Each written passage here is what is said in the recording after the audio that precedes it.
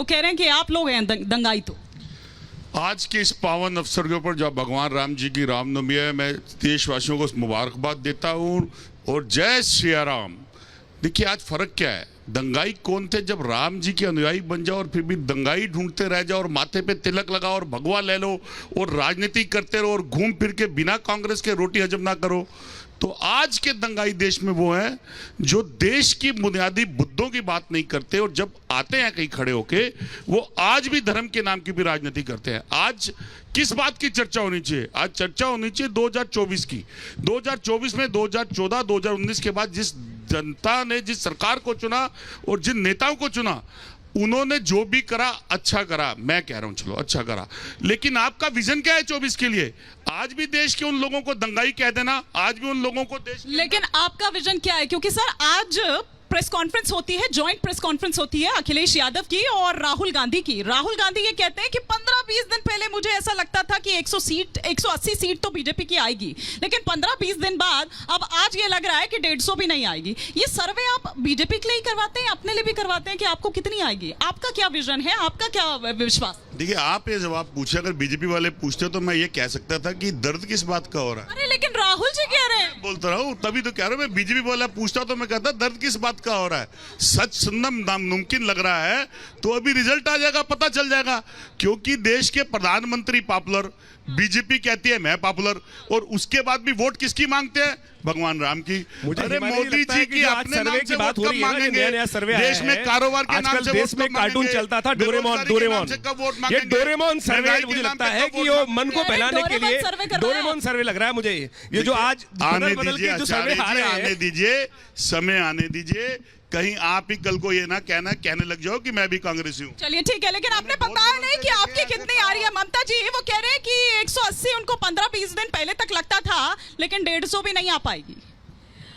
हिमानी जी, सबसे पहले आज 500 वर्षों के बाद एक ऐसी रामनवमी आई है जिसका हम सब लोग सदियों से इंतजार कर रहे थे, इसलिए आज तो राम प्रभु श्री राम की बात होगी, रामनवमी की भी बात होगी। चुनाव की बात तो लगातार हो रही है और जहां तक रामनवमी का और रामलला का और उनके महत्व का और उनके नाम का प्रश्न है तो संत शिरोमणि कबीर दास जी तो बहुत पहले इस दोहे के माध्यम से कह करके चले गए थे कि राम नाम की लूट है, लूट सके तो लूट, पाछे फिर पछताएगा प्राण जाई जब छूट। अब मैं क्या करूं अगर विपक्षियों को यह समझ ही नहीं आ रहा है? मैं क्या करूं उन लोगों का जो खुद को चुनावी हिंदू और सनातनी बता देते हैं लेकिन उनको यह पता ही नहीं है कि आज जो सूर्य तिलक हुआ है वो साइंटिफिक है। वो कह रहे हैं कि आप आस्था का इस्तेमाल करते हैं। वो उसी पे मैं आ रही हूँ कि वो साइंटिफिक है और उसके अलावा ये सनातन का एक बहुत अभिन्न अंग रहा है सूर्य तिलक। पहले भी कई हमारे मंदिरों के अंदर हुआ है। अब दुख की बात यह है कि जिन लोगों ने आस्था का दोहन किया है, जिनको आस्था यानी सनातन पर विश्वास नहीं है, जिनको सनातन की परिभाषा नहीं पता है, जो ये नहीं जानते कि सनातन धर्म भारतवर्ष की एक सभ्यता संस्कृति है, वो आज सनातन के और सभ्यता संस्कृति के दोहन की बात कर रहे हैं। और आपका जो मूल प्रश्न जो आपने मुझसे किया था वो ये,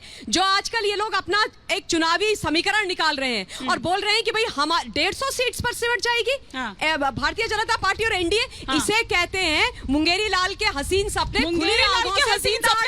क्विक रिएक्शन फिर प्रोफेसर अखिल का रुख। देखिए अगर मेरी बहन इतना कॉन्फिडेंट है, मैं आपके माध्यम से आपके शीर्ष नेतृत्व को चैलेंज देता हूं, अगर आप कॉन्फिडेंट है और भाजपा कॉन्फिडेंट है तो भाजपा की वो ललकार 2014 वाली वापस आनी चाहिए, देश के अंदर बेरोजगारी दूर करने की। वो ललकार वापस आनी चाहिए देश के अंदर महंगाई दूर करने के लिए।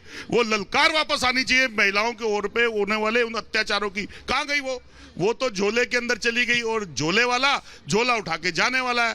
और देश के अंदर 24 तक बेरोजगारी आसमान छू गई, महंगाई डैन रूप के डायनासोर बन गई और मोदी जी कह रहे हैं मुझे कुछ पता ही नहीं। मेरी बहन को खुद पता है कि 2014, 19 और 24 में आज उनके घर के अंदर आटा कैसे आता है। आटा महंगा, तेल महंगा, जिस देश में कफन और शिक्षा महंगी हो, और आप कहते हो कि हम विरोध करते हैं इस बात का।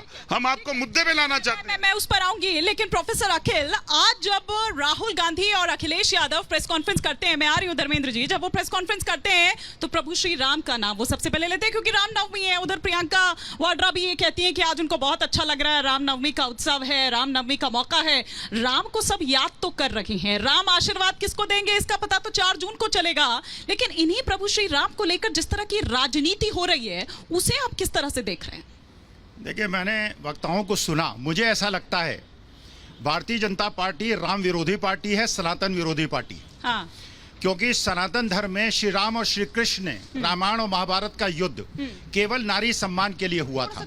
श्री राम का नारा लगाने वालों को सिया राम का नाम लेना चाहिए। बिना शक्ति के शिव भी शव समान है।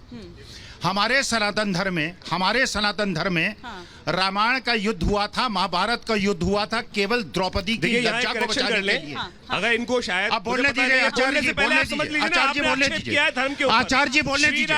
श्री राम में और जय सिया राम में फर्क क्या है पहले बता दीजिए। श्री राम भगवती महालक्ष्मी का नाम है और इस पे कई बार लोग कंफ्यूजन करने का प्रयास कर चुके हैं। इन्हीं कम्युनिस्ट शिक्षा पद्धति का कलेश है जो इस देश में इन्होंने श्री में और लक्ष्मी में कोई फर्क नहीं बनाया। ये वास्तविक तौर पर इस देश के अंदर कम्युनिस्टों ने जो बर्बाद किया इस देश को, वही प्रमाण है कि आज इनको बोलने दिया जा रहा है। मैं तो कहूंगा इनको बोलने की हिदायत ही नहीं होनी चाहिए। इन लोगों ने जो किया इस देश के अंदर और आज भी वही जहर घोलने का प्रयास कर रहे हैं। तो एक भी कमेंट नहीं आया अभी जी। देखिए, मणिपुर में जिस पर नारी सम्मान का अपमान हुआ, जाट बेटियों को दिल्ली के अंदर घसीटा गया, क्षत्रिय नारियों के खिलाफ एक ऐसे व्यक्ति भारतीय जनता पार्टी के कैंडिडेट ने अपमानजनक टिप्पणी की और उसको भी आज राजकोट से इलेक्शन लड़ाया जा रहा है। नारी सम्मान सनातन धर्म का मूल है और जो नारी सम्मान के साथ नहीं खड़े हैं ऐसे लोग सनातनी। और आचार्य जी ने कहा, ये कह रहे थे जिन्होंने राम भक्तों को मारा उनको पद्म विभूषण इन्होंने दिया है, इन्होंने सम्मान दिया है।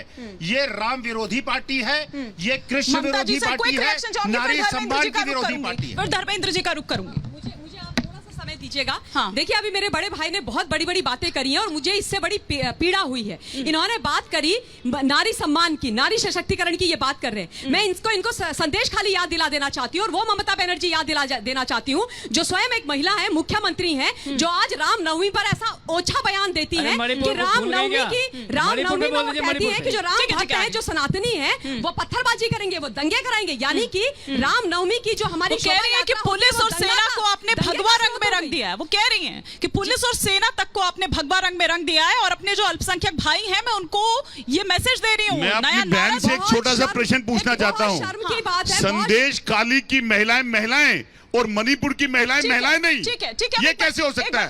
ये कैसी भाजपा, ये भाजपा सनातन विरोधी क्यों नहीं होगी कि मणिपुर की बहनों के बारे में बहन नहीं कहेंगे, संदेश खाली के लिए बहनें कहेंगे? ठीक है, महिला यहाँ पर महिलाओं की बात कर रही है, लेकिन मेरे भाई को जो कांग्रेस से ताल्लुक रखते हैं बिल्कुल सब्र नहीं है कि मुझे बोलने दिया जाए। ये दिखाता है कि कितना सम्मान ये महिलाओं का, नारियों का करते हैं, है ना। ये तो दिख गया, प्रत्यक्षम किम प्रमाणम, पूरे आपके दर्शकों ने देख लिया है। संदेश खाली के अंदर जिस प्रकार का हमने स्वरूप ममता बनर्जी का देखा और जिस प्रकार से सनातन और रामनवमी पर उनका बयान हमने देखा, वो बहुत ही शर्मनाक और ओछा है। दूसरी जरूरी बात मैं इनसे करना चाहती हूँ, इन्होंने अभी बोला कि कांग्रेस बड़ा सम्मान करती है जी महिलाओं का। अरे मंडी की भारतीय जनता पार्टी की कैंडिडेट के लिए आप बोल देते हो कि क्या भाव है आजकल मंडी में। हेमा मालिनी जी जिनकी उम्र सोनिया जी के बराबर है, उनके बारे में रणदीप सुरजेवाला किसने कहा था, विधवा किसने कहा था, 1.5 करोड़ की गर्लफ्रेंड किसने कहा था, हिंदुस्तान वो ये सब किसने कहा था? सीता माता के लिए अपमानित जब कौन सी पार्टी के नेता ने कहे थे? सीता माता परख नदी शिशु है, कौन सी पार्टी के नेता ने कहा था? करने वाली भाजपा की नेत्री ये बात ना करे तो अच्छा है। मैं बोलने नहीं दूंगी, उसके बाद आप मुझे बोलने दीजिए।